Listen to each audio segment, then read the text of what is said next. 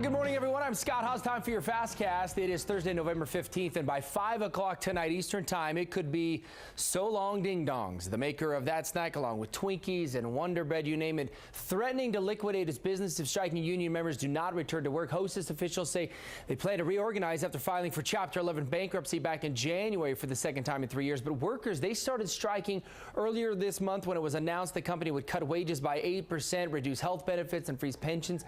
Now the company's saying if employees do not go back to work today, tomorrow they will seek permission to launch a liquidation of the entire business. Hundreds at the Ogden plant could be losing their jobs if that happens. Utah Senator Mike Lee says compromise is the only way to avoid the fiscal cliff. There are still strong differences between the GOP and Democrats.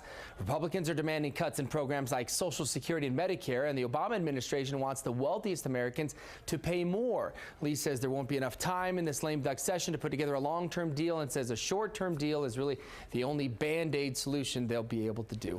They were out camping last night at Snowbird to be the first ones to ride up this morning's when the lifts open at 9 o'clock. Yeah, they stayed warm by the fire and hanging out in this yurt, but all just to be the first on the chairlifts. And can you believe this? Take a look at this guy right here, setting a new world record. Stig Severinsen, he's a world champion free diver and breathing expert, held his breath for, listen to this, 22 minutes.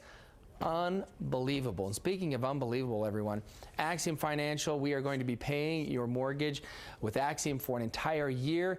Tune in tomorrow morning at 6:45 for our word of the day. Today's word actually, roof, in case you missed it. But tomorrow morning, tune in at 6:45 and you'll have another chance to enter. And your high temperatures today approaching that 50-degree mark along the Wasatch Front. Make it a good one.